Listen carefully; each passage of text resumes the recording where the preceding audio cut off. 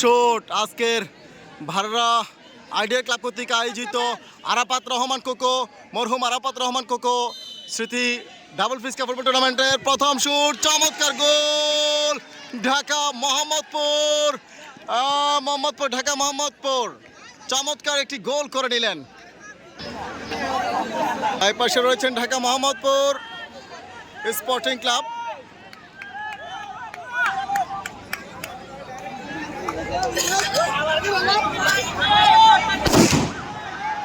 রয়েছেন Nimsar football academy.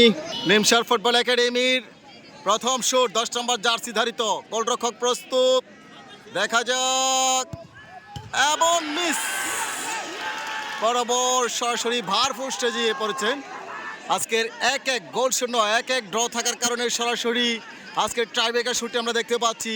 চমৎকারভাবে আজকের এই ভাররা আইডিয়া ক্লাব কর্তৃক আয়োজিত মরহুম আরাফাত রহমান কোকো স্মৃতি ডাবল ফিসকা ফুটবল টুর্নামেন্টের আজকের তৃতীয় কোয়ার্টার ফাইনাল ম্যাচে আজকের প্রধান রেফারির দায়িত্ব পালন করছেন মজিদের সেই হান্নান স্যার, সহকারী রয়েছেন মজিবুল হক মজিব ভাই এমনকি আরিফ ভাই।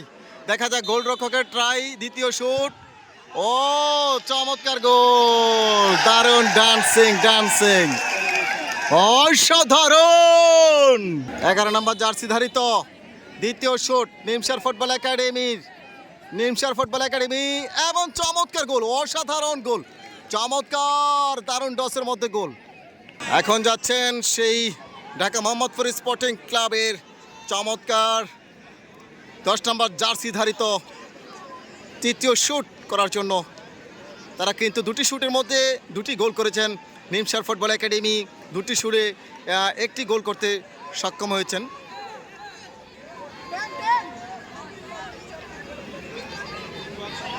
নাম্বার 10 এবং চমৎকার গোল, অসাধারণ গোল।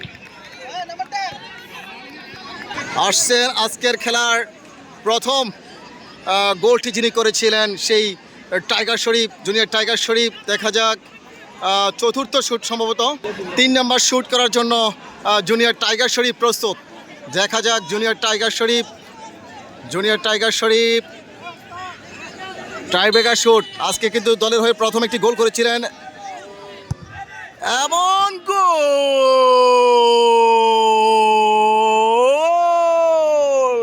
দলের হয়ে প্রথম গোলটি করে কিন্তু তার দলকে এগিয়ে নিয়েছিলেন জুনিয়র টাইগার শরীফ।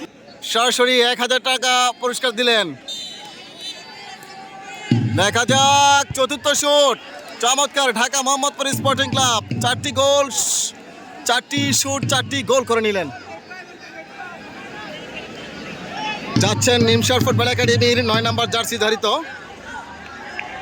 দেখা যাক চতুর্থ শুটটি করার জন্য যাচ্ছেন। যদি মিস করে তাহলে কিন্তু সরাসরি ঢাকা স্পোর্টিং ক্লাব জয়ের পদধ্বনিতে তারা নেচে সরাসরি সেমিফাইনালে চলে যাবেন।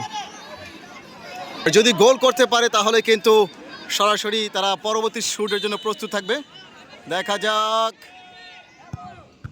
এবং মিস করে দিলেন।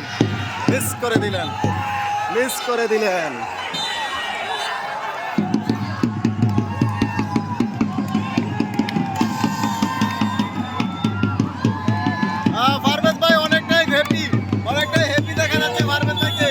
ওয়েন পারভেজ ভাই, ওয়েন ইনশাআল্লাহ সেমিফাইনাল ডান।